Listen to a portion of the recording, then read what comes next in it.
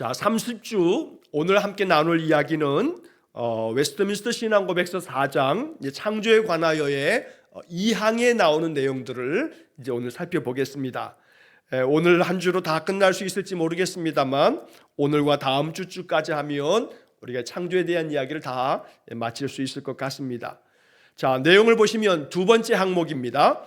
하나님께서 모든 다른 피조물을 지으신 후에 사람을 창조하시되 남자와 여자로 지으셨다. 이 사람에게 이성적이고 불멸의 영혼을 주시고 하나님의 형상에 따라 지식과 의와 참된 거룩함을 부여하셨고 사람의 마음에 하나님의 법을 기록하셨고 또한 그것을 성취할 힘을 주셨다. 그리고 변화할 수밖에 없는 의지의 자유에 맡겨두심으로써 범죄할 가능성 아래 버려두셨다. 그들은 마음속에 쓰여진 법 이외에 선악을 아는 나무의 열매를 먹지 말라는 명령을 받았다. 그 명령을 지키고 있는 동안 그들은 하나님과 교제하면서 행복하였고 또한 피조물을 다스렸다. 자, 이게 창조에 관한 웨스트민스터 신앙 고백의 내용입니다. 나는 이러한 것을 믿습니다 라고 하는 그런 신앙 고백입니다. 자, 웨스트민스터 신앙 고백서의 이 창조의 두 번째 항목은 하나님이 세상을 어떻게 만들었느냐 라고 하는 과학적인 설명이 아닙니다. 무슨 얘기냐면 성경은 과학을 추구하는 과학책이 아닙니다. 성경은 믿음의 책입니다. 여호와 하나님께서 세상을 창조하셨고 우리 인간들을 만드셨는데 이 인간이 하나님의 명령을 거슬러 결국은 반역하고 범죄함으로 타락한 인간들에게 하나님 구원의 은혜를 주시려고 한 민족을 택하시고 그들에게 끊임없이 선지자를 보내어도 듣지 않았던 그들에게 독생자 예수님 보내어 주심으로 하나님 백성 삼아 주시며 구원의 길을 열어놓으신 구원의 책이고 우리가 인생을 살아갈 때 그 인생 삶이 생명이 있는 삶이 되어지도록 하는 생명의 책입니다. 그래서 이 성경의 이야기는 창조에 대한 이야기를 할 때도 과학적인 설명을 하는 게 아닙니다. 그러니까 성경의 이야기를 읽으면서 인간을 어떻게 창조하셨대? 뭐 성경이 말하고 있어? 이런 데 관심 있는 게 아닙니다. 성경은 창조에 대한 이야기를 할 때도 하나님이 창조하셨는데 그 창조를 통해서 하나님이 이루신 것이 뭐냐에 초점이 맞추어져 있는 겁니다. 하나님이 창조를 통해서 행하신 일이 뭐냐? 그리고 그 창조를 통해서 우리 인생들은 어떻게 살아가야 하느냐라고 하는 문제를 다루는 것이 성경이 말하는 창조의 이야기입니다. 자, 그래서 이 두 번째 항목에서 이제 그런 내용들을 우리가 이제 살펴보게 될 텐데, 자, 먼저 첫 번째, 첫 문장이 좀 깁니다. 문장을 길게 번역을 했는데 우리가 이 내용들을 좀 하나씩 이렇게 좀 잘라서 내용을 좀 이해하는 게 필요합니다. 자, 먼저 하나님께서 모든 다른 피조물들을 지으신 후에, 자, 이 말이 중요합니다. 인간을 지으실 때에 인간을 창조하시기 전에 다른 모든 피조물들을 지으셨습니다. 그리고 난 다음에 맨 마지막에 인간을 만드셨습니다. 그러니까 사람을 창조한 것에 있어서 창세기 1장의 이야기에서 우리가 중요하게 여기는 것은 순서입니다. 순서. 첫째 날에는 빛이 있으라 하시니 빛이 있었고, 둘째 날에는 궁창을 만드시고, 또 셋째 날에는 천하의 그 모든 물들을 한 곳에 모으시면서 묻이 드러나라 하시면서 묻이, 땅이 만들어지게 되고, 그 땅에 하나님께서 많은 씨 맺는 채소들 각기 종류대로 만드시고 씨 가진 열매들을 각기 종류대로 다 만들어 놓으셨습니다. 자, 그리고 넷째 날에 하늘의 궁창에 광명체를 만드셨는데 낮을 주관하는 그런 광명체, 큰 광명체라고 써 있고 밤을 주관하는 작은 광명체, 이래서 낮과 밤을 주관하게 하셨다. 마치 이것이 태양과 달을 만드신 것처럼 이렇게 큰 광명체와 작은 광명체로 낮과 밤을 주관하게 만드신 것이 바로 이제 넷째 날이 됩니다. 자, 넷째 날 이렇게 만든 다음에 다섯째 날에 이르러서 이제 하나님께서 그 땅을 무틀 만드셨는데 그 땅에다가 많은 생물들을 만듭니다. 생물들을 번성하게 하시면서 그 물 속에 많은 생물들이 번성하게, 즉 어류. 물고기들이 엄청나게 많은 종류들이 그 물속에 살아가도록 물고기들을 만들고, 땅 위에 하늘에는, 하늘의 궁창에는 날아다니는 새가 날으라 해서 조류, 온갖 새들을 만드셨고, 그 다음에 온갖 그 무태 번성하는 모든 생물을 만드는데 움직이는 모든 생물을 그 종류대로, 날개 있는 모든 새를 그 종류대로 창세기 1장에서 창조의 이야기 가운데 눈여겨보아야 할 대목이 바로 거기에 있습니다. 그 종류대로, 물고기는 물고기대로 그 종류대로, 새는 새대로 그 종류대로 하나님께서 모든 생명체들을, 땅에 기는 것들은 기는 것들대로 다 그 종류대로 만들어 놓으신 겁니다. 자, 이런 모든 것들을 다 만들고 난 다음에 이제 여섯째 날이 되면서 여섯째 날에 땅의 생물들을 또 그 종류대로, 가축과 기는 것과 땅의 짐승들을 다 종류대로 만들고 난 다음에, 즉 모든 환경을 조성한 겁니다. 창조의 그 여섯째 날까지의 모든 환경을 다 만들어 놓고 난 다음에 마지막에 하나님께서 인간, 사람을 만드시는데 남자와 여자로 사람을 만들었다라고 기록을 합니다. 자, 그래서 엿새 동안에 이 세상을 만드시면서 마지막 날 사람을 만드셨습니다. 그러니까 이 창세기에서 얘기하고 있는, 창세기 1장과 2장에서 얘기하는 이 창조 이야기에서 기독교 신앙의 창조론은 뭐냐면 사람 중심. 모든 창조 세계는 그 창조 세계를 다 만드시고 난 다음에 우리 웨스트민스터 신앙고백에서 나오는 것처럼 모든 다른 피조물을 지으신 후에 사람을 창조하시되 남자와 여자를 창조하셨다, 지으셨다. 그러니까 모든 창조는 어떤 목적을 가지고 있는 거냐면 이런 모든 것들을 조성하시고 여기서 살아갈 수 있는 환경을 만드신 다음에 그 다음에 거기다가 사람을 만드셨다, 남자와 여자를 만드셨다 라고 하는 이야기입니다. 여기에 하나님의 사랑이 담겨 있는 겁니다. 남자와 여자, 사람이 살아갈 수 있는 모든 환경을 다 미리 만들어 놓으신 다음에 그 다음에 사람을 만드신 겁니다. 이게 순서가 중요합니다. 사람을 만들어 놓고 난 다음에 그 다음에 막 뭐 이것저것 만드는 게 아니라 모든 환경을 다 조성해 놓고 난 다음에 너희들이 여기서 살 수 있어, 너희들이 충분히 살만한 모든 것들을 만들어 놓으시고 사람을 만드시되 남자와 여자를 창조하셨다. 이 속에서 우리는 하나님이 사람이 살아갈 수 있는 모든 환경을 다 만들어 주신다라고 하는 것이 이 창조론에 있어서 중요한 그러한 귀한 뜻입니다.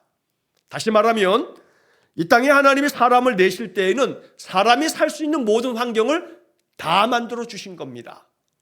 자, 이 이야기를 조금 다른 각도에서 이해하자면 이런 거죠. 지금 이 지구 안에 70억이 넘는 인간들이 삽니다. 그런데 이 70억이 넘는 이 인간들이 이 지구별 위에 딱 붙어서 살아요. 그런데 하나님은 이 지구 위에 인간들이 뭐 70억이 아니라 80억, 90억이 되어도 다 살아갈 수 있는 모든 것들을 다 만들어 주신 겁니다. 이 하나님의 피조 세계는 인간이 모든 삶을 다 살아갈 수 있도록 적합한 환경을 다 만들어 놓으셨다는 겁니다. 문제는 인간의 탐욕 때문에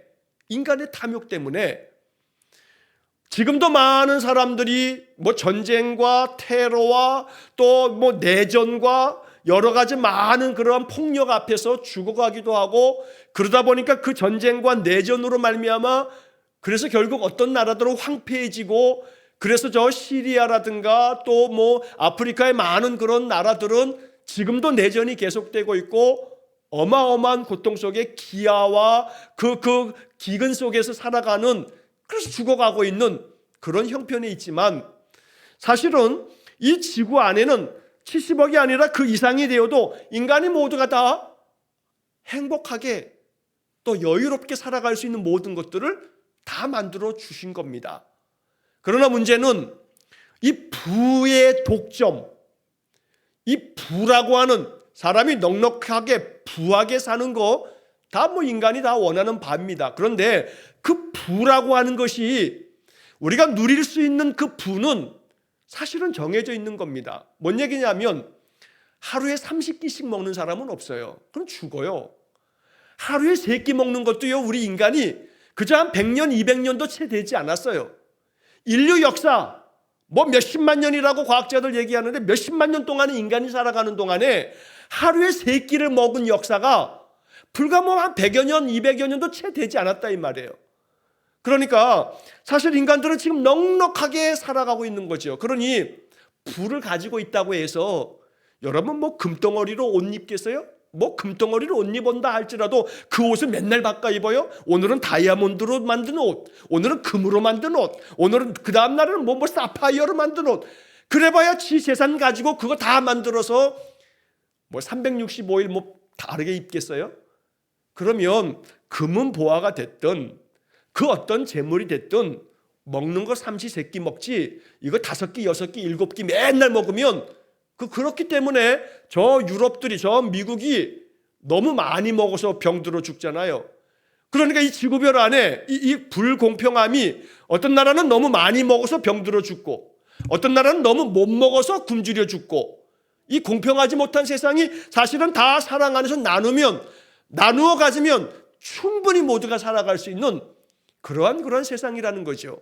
뭔 얘기를 하는 거냐면 하나님이 모든 피조 세계를 다 만드신 후에 사람을 창조하셨다라고 하는 것은 사람이 살 수 있는 모든 환경을 다 만들어 주셨다라고 하는 것을 이야기하는 겁니다.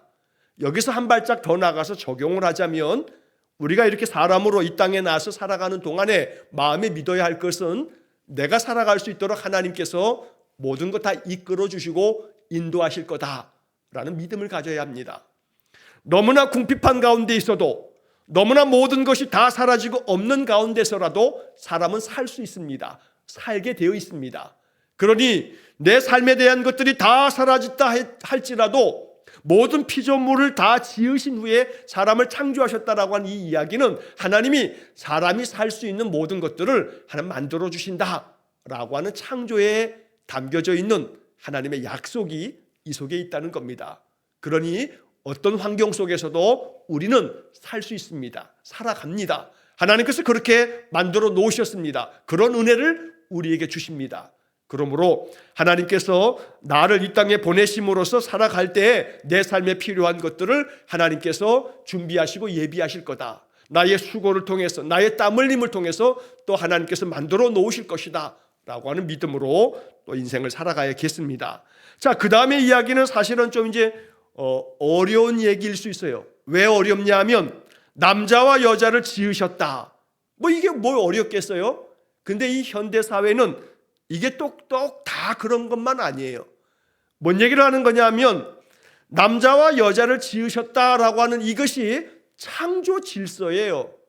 그런데 그 창조 질서를 거스르는 인간의 문화가 오늘날 점점 많이 아주 팽배해져 가고 있어요. 왜냐하면 옛날에는요, 뭐 우리나라는 아직도 그렇긴 해요. 성별 그러면 남자, 여자 이렇게 공문서 같은데 어떤 문서들 같은데 보면 성별을 이렇게 써야 될 때는 남자, 여자, 남, 여라고 써 있어요.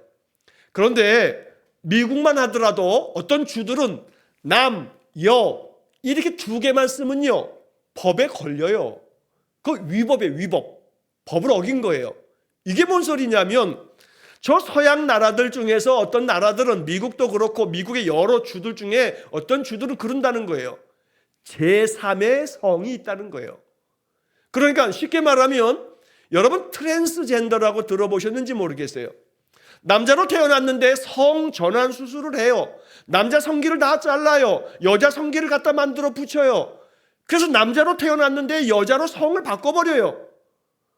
자, 이런 트랜스젠더가 남자가 여자로 바뀌고 여자가 남자로 바뀌는 제3의 성 트랜스젠더도 있는 거예요. 그러니까 성을 구분할 때 성별 그러면 남자, 여자, 그 다음에 제3의 성을 표기를 해놔야 돼요. 그 선택하도록 한다 이 말이에요. 자, 그렇게 되어지면서 오늘날 이제 만들어지는 여러 이야기 중에 하나가 뭐냐면 바로 이 성소수자라고 하는 그런 얘기들을 종종 뉴스를 통해서 듣게 돼요. 자, 여기서 우리가 창조의 이야기를 하면서 분명하게 짚고 넘어가야 할 신앙 고백은, 하나님은 이 창조의 세계 안에 사람을 만드시되 남자와 여자를 창조하셨다라고 하는 게 성경의 명백한 이야기예요. 제3의 성을 만들지 않으셨어요. 그러므로 제3의 성이 존재해야 한다고 법을 바꾸고 법을 만들어서 제3의 성을 인정하지 않으면 이건 법을 어겼다면서 처벌하는 그런 세상이 되어버렸다 이 말이에요. 여러분, 요즘에 종종 뉴스에 가끔씩 나오는 것이 뭐가 있냐면 이 포괄적 차별금지법이라는 게 있어요. 포괄적 차별금지법. 물론 차별을 금지해야 되죠. 차별하면 안 돼요. 그렇기 때문에 차별금지법이 일정 부분 이 사회 안에 있어야 되는 것 맞는 얘기예요. 그러나 문제는 뭐냐면 이 차별금지법 안에 어떤 얘기도 있냐면 이 성적 정체성, 성적 지향성을 달리하는 사람들에 대한, 소위 말해 성소수자에 대한 부분에 있어서도 차별되어서는 안 된다.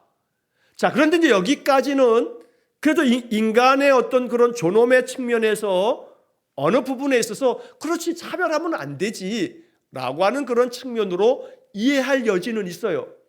그러나 문제는 이것을 법제화하면서 결국 쉽게 말하면 이런 식으로도 나가죠. 동성 결혼을 합법화하라 라고 하는 것으로 이제 나아가게 돼 있어요. 그러면 남자와 남자가 결혼해서 부부로 살아가는 것도 그냥 부부로 인정해줘라. 여자와 여자가 살아서 이렇게 사는 것도 부부로 인정해줘라. 자녀를 낳고 싶으면 남자와 남자는 그냥 입양을 하든지, 여자와 여자는 난자은행에서 사다가 그래서 이제 이 인공수정을 해가지고 아이를 낳아서 키우든지, 그것은 그들의 선택이니까 그들의 선택을 존중해줘라. 이러면서 이제 이 동성 부부를 합법화시켜라 라고 하는 그런 이제 법들이 이제 쏟아져 나올 거예요. 점점 이러면서 하나님의 창조 질서를 인간이 소위 알량한 인간의 인권, 인간의 어떤 그런 이성적인 그런 어떤 모든 소수자에 대한 그런 사랑 이래 싸면서 창조 질서는 기독교인들이 주장하는 이야기일 뿐이다 라고 하면서 이 하나님의 이 거룩한 뜻을, 이 창조의 질서를 다 무너뜨리는 그런 시대가 돼버렸어요. 자, 그래서 서양 같은 경우는 이미 결혼하는 동성 결혼 합법화되어져 있는 그런 나라들도 있죠. 자, 이렇게 되어지면서 이 창조론이 위협을 받고 있는 거예요. 이 창조의 이야기를 지키기 위해서 그렇게 해야 된다라고 하는 이야기가 아니에요.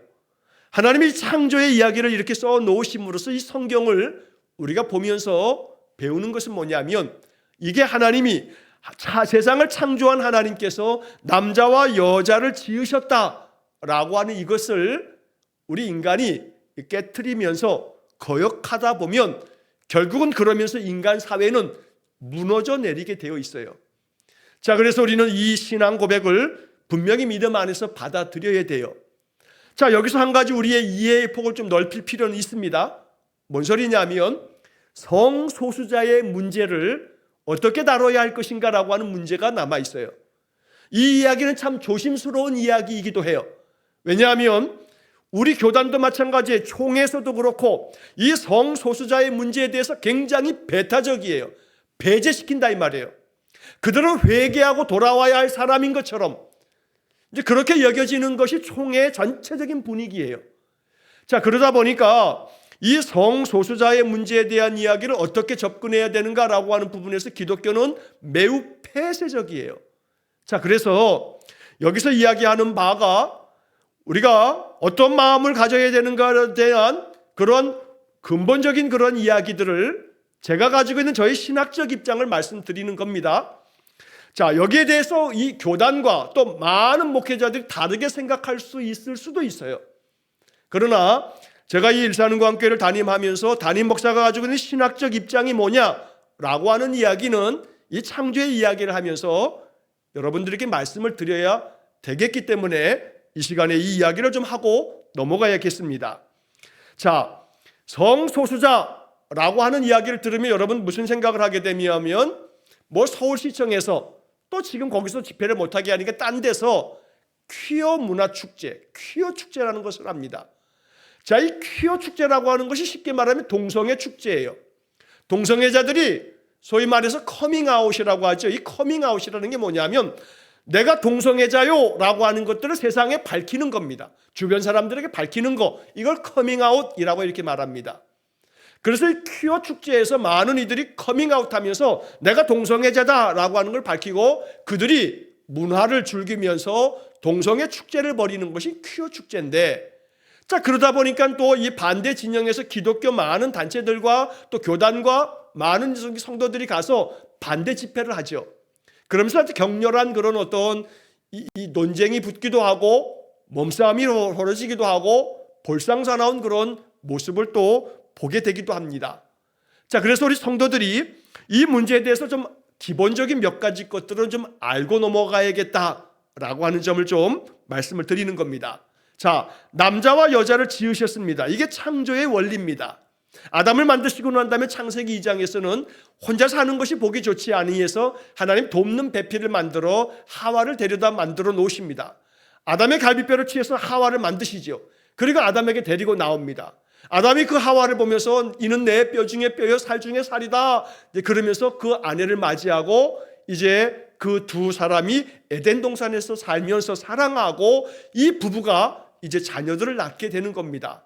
자, 이것이 하나님이 세우신 이 세상의 창조의 질서인 거지요. 자, 그런데 여기서 이 성소수자의 내용이라 하는 것이 크게는 이제 두 가지로 분류해서 말을 하게 됩니다. 하나는 성정체성이라는 말이 있고요. 또 하나는 성지향성이라는 말이 있습니다. 자, 이 성정체성과 성지향성, 여러분 이 두 가지 단어를 좀 이렇게 잘 들으시고 이해하시면 그러면 그런 여러 가지 뉴스나 어떤 이야기들을 듣게 됐을 때 아, 그런 거야 하고 이제 이해할 수가 있을 겁니다. 자, 성정체성은 뭐냐면 아이가 남자로 태어났어요. 고추를 달고 태어났어요. 근데 이 아이가 이제 이 영아기를 지나서 2살, 3살, 4살쯤 지나면서 유아기로 넘어가면서 아니 이 아이가 남자아이인데 계속해서 이제 유치원 들어가기 전에 유치원에 들어갈 나이쯤 되는데 계속해서 이 아이가 남자 아이 같지 않게, 예를 들면 이런 거죠. 아, 이게 4살, 5살 아이 남자놈이 계속해서 엄마 화장대 앞에 가가지고 엄마 루즈를 계속 발라대고 또 엄마 치마가 있으면 치마만 입고 또 그냥 인형놀이만 하는데 막 소꿉장난 인형놀이만 하고 어디 옷 사러 가게 되면 여자아이 옷 예쁜 거 있으면 저 옷 사겠다고 막 그러고 그러면서 이 아이가 보이는 모습이 가만히 봤더니 얼마나 그냥 여자애처럼 하는지 몰라요. 남자애들은 자연스럽게 막 장난감 가지고 총 가지고 로봇 가지고 자동차 가지고 막 이렇게 놀 텐데 이 남자아이가 전혀 그렇지 않는 거예요. 자, 그래서 이 아이가 점점 성장하고 자라면서도 자기가 남자라고 하는 생각보다는 자기는 여자라고 하는 생각을 얼마나 많이 갖는지 몰라요. 정체성이라는 말이 자기 자신의, 영어로는 아이덴티티, 내가 어떤 존재냐라고 하는 그런 정체성, 그 정체성이, 성에 대한 정체성이 분명히 여자로 태어났는데 여자아이가 아니에요. 살아가는 모든 것들이 다 남자아이로 살아가는 거예요. 이 아이가 이렇게 남자아이가 완전히 여자와 같은 모습으로 그렇게 아이가 생각도 그렇고 살아가는 모든 것들이 다 여자아이로 살아가는 이러한 사람들이 있어요. 사실 없는 거 아니에요. 자, 이거 성정체성이 이제 그런 문제를 가지고 뭐 문제라고 말하면 요즘에 또 그것도 아주 비난받는 일이죠. 그런 사람들이 있어요. 또 하나는 성지향성이에요. 성지향성. 자, 이 성지향성은 뭐냐면 자기가 여자라는 거, 자기가 남자라는 거, 아, 남자인데 난 여자야, 여자라고 이렇게 인식하는 건 성정체성이고, 성지향성은 뭐냐면 남자인데 그러면 자연스럽게 창조의 질서는 여자가 마음에 들어야죠. 여자를 보면 설레어야죠. 자, 여자면 남자를 보면 막 마음이 쿵쾅쿵쾅 뛰고 멋진 남자를 보면 아이고 막 마음에 막 이렇게 보고 싶고 막 좋아하는 마음이 생기고 사랑하는 마음이 생기고, 이것이 소위 말해 이성애라는 거예요. 이성에 대해서 사랑의 감정을 느끼는 거죠. 자, 이것이 하나님의 창조 질서의 자연스러운 그런 모습일 텐데, 이 성지향성, 지향이라는 게 뭐냐면 어떤 것을 바라보고 그것만을 자꾸 바라보는 게 그 지향이죠. 성지향성은 남자인데, 아니 여자가 사랑스럽고 여자가 예쁘고 여자가 좋아지고 여자가 막 연애하고 싶고 막 그래야 되는 건데, 이 남자가 여자는 별 관심이 없어. 남자만 보면 막 마음이 막 흥분이 되고 막 두근거리고, 아이고 저 남자랑 나 연애하고 싶다, 저 남자랑 항상 같이 있고 싶다, 이런 마음이 드는 거예요, 남자가. 자, 여잔데 이 여자가 자기가 남자인 걸로 이렇게 생각하는 건 성정체성이라고 말씀드렸어요. 성지향성은 여잔데 남자가 마음에 드는 게 아니에요. 남자는 전혀 관심 없어요. 남자는 그냥 저놈의 인간 그래요. 근데 이 여자가 여자만 보면 막 마음이 막 사랑의 마음이 생겨요. 너무너무 여자가 좋아요. 그래서 애인을 여자로 만들어요. 자, 이것은 성지향성인 거예요. 자, 그래서 여러분 정말로 안타깝기도 하고 또 놀랍기도 한 것은 뭐냐면, 요즘에요, 이 성지향성에 결국 그래서 남자가 여자를 좋아하고 여자가 남자를 좋아하는 것이 이게 이성애죠. 이성을 좋아하는 그 이성애예요. 그런데 성지향성이 동성애인 그런 친구들이 요즘에 많아요. 남자인데 남자가 더 좋아요. 여자인데 여자가 더 좋아요. 그래서 여자랑 사귀고 여자랑 살겠다 그래요. 자, 이러한 성지향성의 동성애자들이 얼마나 많은지 몰라요. 자, 그래서 성정체성으로 말미암는 동성애가 있어요. 자기가 남자인데 자기는 완전히 여자인 거야. 그 자기의 이 정체성이 여자야, 자기가 남자임에도 불구하고. 그러니까 우리나라는 법적으로 안 되니까 저 동남아시아 태국 같은 데는 성전환 수술을 막 해줘요. 돈만 있으면 가서 해줘요. 자, 그러니까 성전환 수술을 하고 들어온 사람들도 몇 사람 있죠, 우리나라에도. 그러니까 자기가 남자인데 자기는 여자인 거야, 정체성이. 그래서 성전환 수술도 해요. 자, 그래가지고 자기가 남자랑 살아요. 자, 자기가 남자랑 사는데 원래 남자잖아요.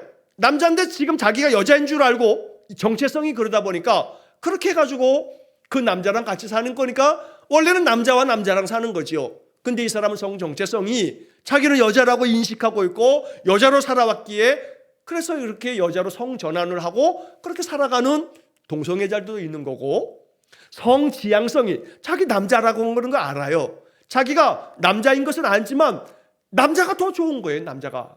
여자는 여자가 더 좋은 거고, 이 성지향성에 의한 동성애가 있는 거죠. 요즘에요, 젊은이들이 많아요. 중고등학교에도요, 많아요.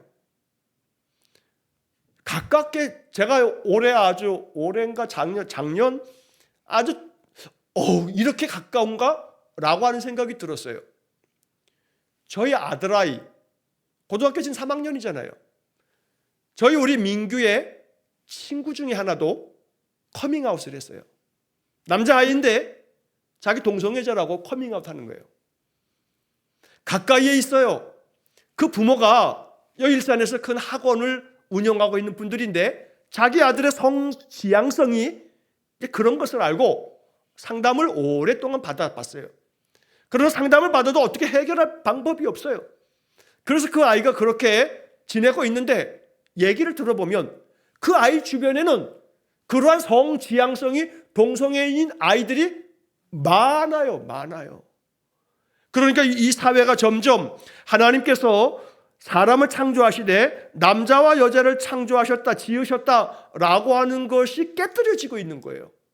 자, 여기서 말씀드렸던 성정체성과 성지향성을 이제 이렇게 구분하실 줄 알고, 이 성정체성과 성지향성으로 인해서 동성애, 같은 동성을 좋아하는 이 동성애자들이 있어요. 자, 그런데 그러한 것들이 오늘날 문화적으로 쉽게 말해서 아까 말씀드린 퀴어 문화 축제 같은 문화적으로 젊은이들은 이게 젊음이야, 이런 것도 가능해.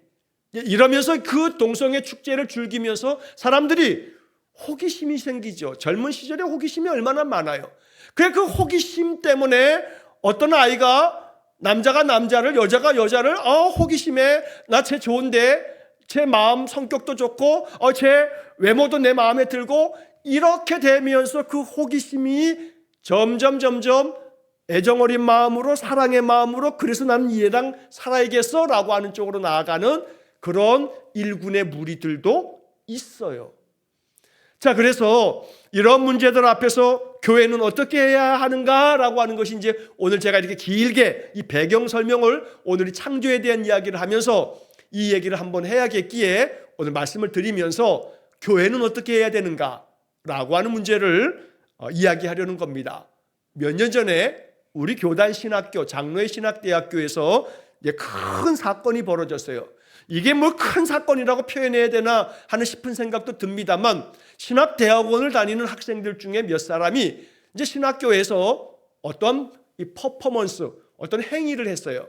그게 뭐냐면 무지개 깃발을 들고서 막 흔들어대면서 이 동성애에 대한 교회가 더 넓게 그들에 대해서 더 넓은 시각으로 바라보고 대해야 된다라고 하는 어떤 입장을 밝힌 거예요.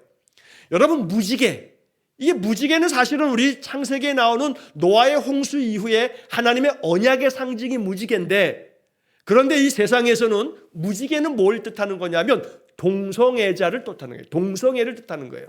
그래서 무지개 깃발을 이렇게 들고, 무지개 깃발을 이렇게 가지고 흩날리고, 이런 것들은 우리는 동성애자야 라고 하는 커밍아웃을 이야기하는 것이기도 해요. 그 서양에 가면, 서양에 저 구라파, 저 유럽 쪽에 어떤 집들에 무지개 깃발이 있다 그러면 그 집은 우리 동성애 집이요 라고 하는 표시를 하는 거예요. 자, 그래서 이제 신학교에서 우리 학생들, 신학대학원생들이 이 무지개 깃발을 이렇게 막 휘날리면서 그런 어떤 이 퍼포먼스, 이런 어떤 행위들을 했어요. 그래서 이것 때문에 교단이 막 뒤집어져 가지고 그 친구들에 대해서 막 징계하고, 결국 그 친구들 학교를 못 다니고 또 자퇴하고 뭐 이러면서 교단 안에서 이 동성애 금지법도 이제 막 교단 법으로 만들고 여러 일들이 지금 진행되고 있어요.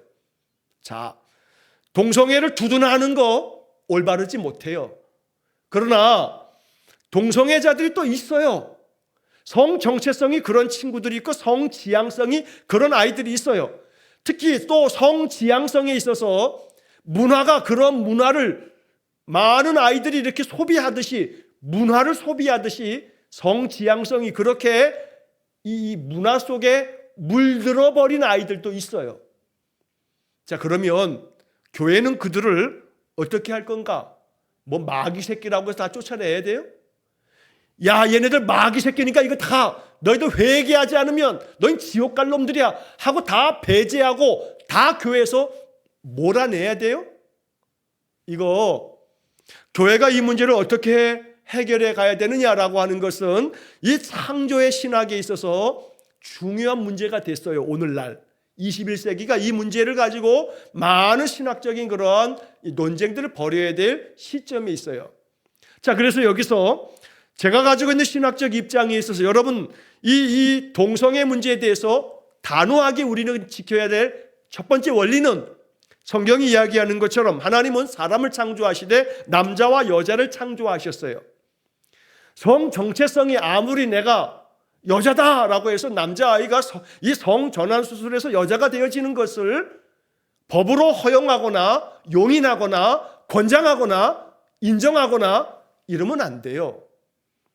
분명히 이 성 정체성을 가지고 있는 이 아이의 삶에 대한 부분은 그 삶이 어떻게 살아가야 하는가라고 하는 여러 삶을 살아갈 수 있는 것들을 사회적으로 만들어줘야 될 필요는 있겠지만, 그러나 그것을 법적으로 용인해야 된다, 법을 만들어야 된다, 그래서 그러한 어떤 성 정체성, 성 지향성을 가지고 있는 사람들에 대해서 어떻게 행하면 그러면 그것은 처벌해야 된다, 이렇게 막 나가면 안 되는 거죠.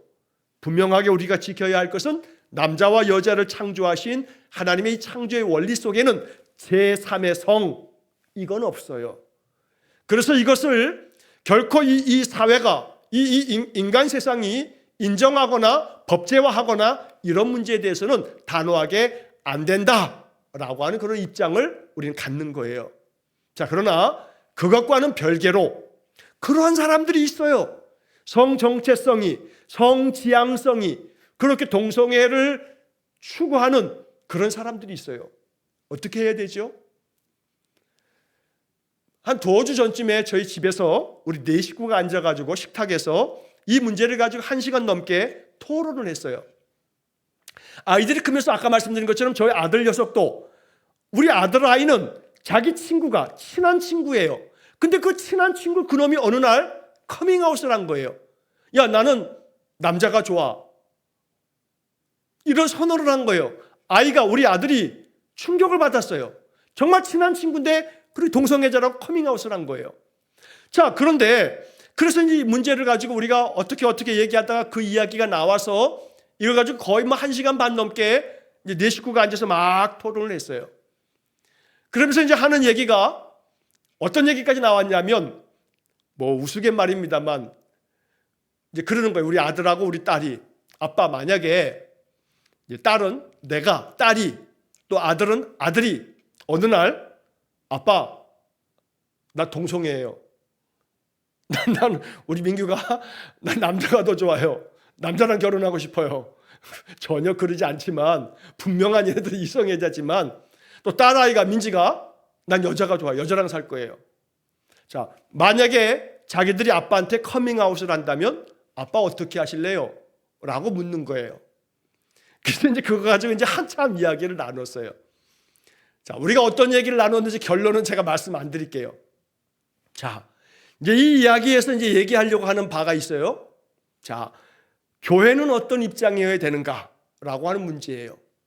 교회가 가지고 있는 분명한 입장은 이 남자와 여자를 창조하셨다는 이 이야기만큼은 이것이 성경의 창조의 질서이기 때문에 여기서 우리가 또 다른 어떤 것을 이야기하면 안 돼요. 이건 분명히 하나님의 세상을 다스리시고 세상을 지으신 하나님의 창조의 원리이기 때문에 그래요. 그러나 또 한편에서 분명히 이 세상 속에는 이 성정체성과 성지향성이 동성애를 지향하는 그러한 사람들이 있어요. 이들을 어떻게 다루어야 되는가? 배제하고 배척해야 되는가? 아니면 그들을 교회가 어떻게든 그들 안에서 다시금 그 삶에 대한 부분들을 하나님의 은혜 안에 들어오도록 만들어줘야 되는가? 과연 그들은 사탄의 자식인가? 과연 그들은 지옥에만 가야만 되는 사람들인가? 라고 하는 문제 앞에서 교회는 그리스도의 마음으로 그들에게 자비를 베풀고 그들이 그리스도 안에 들어와 그리스도의 은혜와 사랑 안에 머물 수 있는 길을 만들어줄 수 있어야 돼요. 그렇지 않으면 그들은 어디에서도 하나님의 사랑을 만날 수가 없어요. 종종 그 안에는 예를 들면 태어났는데 이 딸아이가 가정에서 아버지의 폭력 속에 시달렸어요. 아버지가 너무나 잔인하게 엄마와 그 자식들을 어려서부터 너무나 많은 가혹한 폭력을 행사했어요. 이 딸아이가 남자랑 결혼하고 싶을까요? 남자가 좋을까요? 절대 그렇지 않아요. 이 딸아이는 자라면서 성장해서 장성해서도 절대로 남자랑 결혼하겠다라고 하는 말을 안 해요. 안타까운 것은 오늘날에도 가정들이 깨어지면서 그러한 일들이 많이 있어요. 저희 딸아이의 친구, 중학교, 고등학교 친구 중에 하나가 가정이 참 건강하고 사랑이 가득한 가정이 못 됐어요.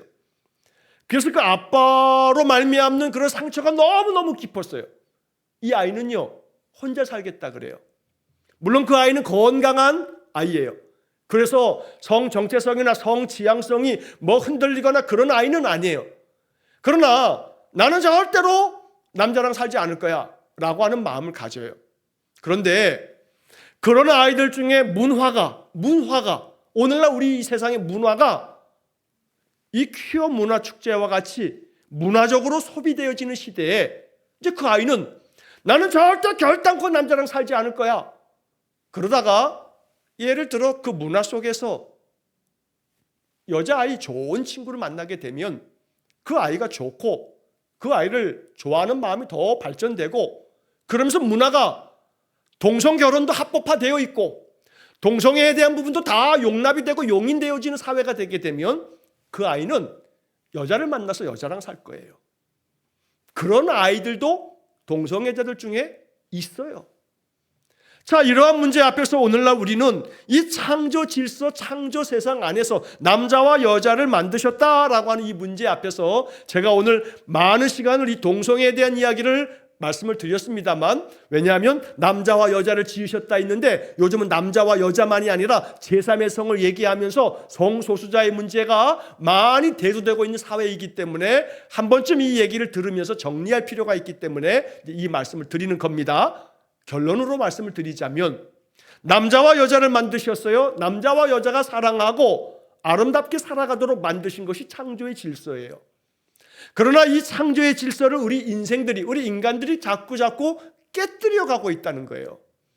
이 창조의 질서를 깨뜨리는 것이 오늘 이 창조를 배우면서 결국 이 창조의 질서가 깨어지게 되면 인간들은 더 많은 죄악된 길로 나아가고 결국 그 삶이 지옥 같은 삶이 되어지게 되는 거죠. 그래서 여기서 이제 우리는 남자와 여자를 창조하셨어요? 지으셨어요? 자, 그러면 돕는 배필로 지으셨다예요. 이 돕는 배필이 전통적으로 남자를 만드신 다음에 여자를 돕는 배필로 지었다라고 하는 것에서 이게 오해를 해요. 여자가 돕는 배필이야. 남자를 만든 다음에 남자 도와주라고 여자를 돕는 배필로 만들었어. 그러니까 여자는 남자의 종속적인 거야. 여자가 남자를 도와주는 돕는 도움이야. 도움이 여자는. 이건 진짜 무식한 소리예요. 돕는 배필로 지었다라고 하는 것에서 여자가 남자의 어떤 종속물처럼 남자를 무조건 돕는 배필만 돼야 된다라고 하는 생각은 옛날 전통적인 과부장적인 생각이 만들어낸 아주 잘못된 성경 해석이에요. 남자와 여자를 하나님 만드셨어요. 동등하게 만드셨어요. 그리고 그 남자는 여자를 사랑하게 하고 여자는 남자를 사랑하며 그들이 에덴 동산에서, 에덴, 기쁨이라고 하는 뜻이 에덴이에요. 에덴 동산에서 기쁘게 살게 만드셨어요. 그리고 그들이 아들과 딸을 낳으면서 그렇게 살아가게 만드신 거지요. 자, 그러면 이 창조의 이야기 속에서 우리가 배워야 할 중요한 거 하나는 남자는 여자를 사랑하고 아끼는 거예요. 여자도 남자를 사랑하고 아끼고 그러면서 두 부부가 사랑하며 살아가는 것이 이 창조의 질서인 거죠. 그러나 너무나 많은 인간들이 이 창조의 질서를 깨트리고 있다는 거죠. 그래서 가슴 아프게 너무나 아픈 마음으로 그 창조가 우리의 삶 속에서 이 깨어지는 그런 일들을 우리 겪게 되는 거죠. 그래서 오늘 우리들이 이 이야기를 보면서 남자와 여자가 가져야 될 중요한 사실 하나는 존중하는 마음과 사랑하는 마음과 아끼는 마음을 통해서 이 창조의 질서가 온전해지도록 만드는 그런 세상이 되어져야 한다라고 하는 것들을 우리가 이 이야기를 통해서 이제 봐야 되겠습니다. 자, 그래서 이 사람들을 하나님께서 남자와 여자를 지으심으로써 이제 이 사람에게 이성적이고 불멸의 영혼을 주시고 하나님의 형상에 따라 지식과 의와 참된 거룩함을 부여하셨다. 자, 여기까지 설명을 하게 되면 또 많은 시간이 걸리기 때문에 오늘은 여기까지 이제 이야기를 줄이겠습니다. 자, 두 가지의 관점으로 이제 이 첫 문장을 이해를 했습니다. 다른 모든 피조물을 지으신 후에 사람을 창조하셨다. 이것은 결국 모든 여건을 다 만들어 놓으신 다음에 인간이 존재하고 살아갈 수 있는 그런 모든 환경을 다 조성하시고 사람을 만드셨다는, 그래서 사람을 존귀하게 하나님 형상대로 만드심으로써 사람이 살 수 있는 모든 것들을 하나님은 다 조성해 주신다. 이게 하나님 사랑이다. 그러므로 나의 인생의 삶에도 하나님은 나의 삶에 필요한 모든 것들을 적합하게 다 예비하시고 만들어 놓으실 것이다 라는 믿음을 갖고 인생을 살아야겠습니다. 또한 사람을 창조하시되 남자와 여자로 사람을 지으셨다라고 하는 점에서 오늘날 벌어지고 있는 제3의 성, 이러한 종류의 여러 그 외의 성, 남자, 여자, 트랜스젠더 같은 제3의 성, 그리고 난 다음에 또 기타 성, 이름은 이거 여러분 막 이게 정신산란해지죠. 또 다른 성, 제가 오늘은 여기까지만 얘기하겠습니다. 남자인데 여자로 성 전환하고 여자인데 남자로 성 전환하는 것 외에도 그 외의 성, 이게 상상불허예요. 상상불허. 어떤 인간들은요, 남자 성기, 여자 성기를 두 개를 다 만들어 놔요. 이건 여러분, 근데 이게 현실 인간의 삶에 지금 이게 세상에 지금 그렇게 돌아가고 있다 이 말이에요. 자, 그래서 그 외의 성, 이런 세상에서 우리가 창조의 질서를 명확하게 해야 된다라고 하는 점을 오늘 이야기하느라고 남자와 여자로 창조하셨다라고 하는 부분이 분명해야 되겠다. 그러나 또 한편 성소수자가 있음도 부인할 수 없는 사실이다. 성 정체성이, 성 지향성이. 그러나 정체성과 달리 지향성의 경우에 있어서는 많은 문화적인 요인에 의해서 문화적으로 오염되어지는 측면도 배제할 수 없다. 그러면 성 정체성과 성 지향성이 동성애인 그러한 사람들은 교회는 어떻게 해야 되는가? 마귀 새끼인 것처럼 너희들은 다 지옥에나 가라 하고서 배제시키고 다 쫓아내 버려야 될 문제인가?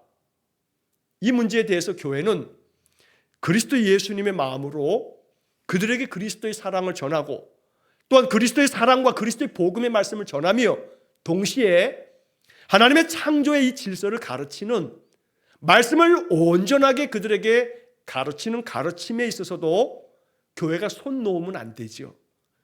성 정체성, 성 지향성이 어떠하든지 간에 제3의 성 아니 그 외의 성이라 할지라도 그들에게 그리스도의 복음을 전하는 일을 교회가 멈춰서는 안 된다는 거죠. 그들을 완전히 배제하고 교회에서 다 쫓아내고 너희들은 지옥의 자식이라고 그렇게 잘라내 버릴 수는 없다는 겁니다.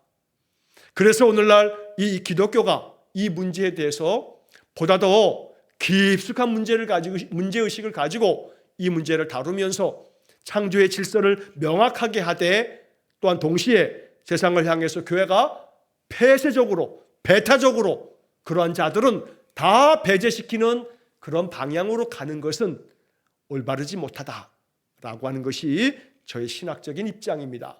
자, 그렇기 때문에 오늘 이러한 이야기들을 이렇게 한번 창조의 이야기를 다룰 때에 한번 다룰 수밖에 없기 때문에 오늘 이런 말씀을 드리면서 마칩니다. 하나님이 우리를 창조하신 이 창조의 은혜가 놀랍습니다. 그래서 남자와 여자를 창조하였기 때문에 남자와 여자는 서로 사랑하며 서로 돕는 배필로서 남자가 여자를 돕고 여자가 남자를 도우면서 사랑하는 그런 삶이 하나님께서 창조하시면서 원하셨던 삶이다 라고 하는 것을 우리가 잊지 말아야 되겠습니다. 함께 기도하겠습니다. 자비로우신 아버지 하나님, 하나님께서 지으신 이 창조의 아름다움과 창조의 섭리를 우리가 마음 깊이 또한 새기고 그래서 사람을 지으시되 남자와 여자를 창조하신 이 하나님의 뜻을 거스름 없이 이 땅에서 하나님 나라를 세워가는 우리 성도들 되기를 원합니다. 하나님, 세상 문화가 점점 세상 풍조와 세상 세태가 하나님의 창조의 이 질서를 깨트리는 그러한 세상이 되어져 가고 있습니다. 이럴 때에 교회는 어떠한 태도와 어떤 마음이어야 할지를 함께 나누었으니 우리의 마음 가운데 참으로 이 세상을 향하여 더 깊이 충보하며 기도해야겠고 그래서 우리의 모든 인생의 삶이 정말로 하나님께서 바라고 원하고 기뻐하셨던 보시기에 심히 좋았다 말씀하시는 그러한 세상을 만들어가는 우리 신자들 되게 해 주옵소서. 오직 우리의 신앙이 말씀 위에서만 단단히 세워지는 그런 믿음이 되기를 간절히 원하며 예수님 이름으로 기도하옵나이다. 아멘. 우리 구주 예수 그리스도의 은혜와 하나님 아버지의 극진하신 사랑과 성령의 교통하심이 날마다 주의 말씀 안에 거하여 말씀으로 인해서 우리의 삶이 바르게 믿음으로 온전히 형성되고 단단하게 세워지기를 간절히 소망하는 머리 숙인 귀한 성도들 위해 영원토록 함께 하시길 축원하옵나이다. 아멘.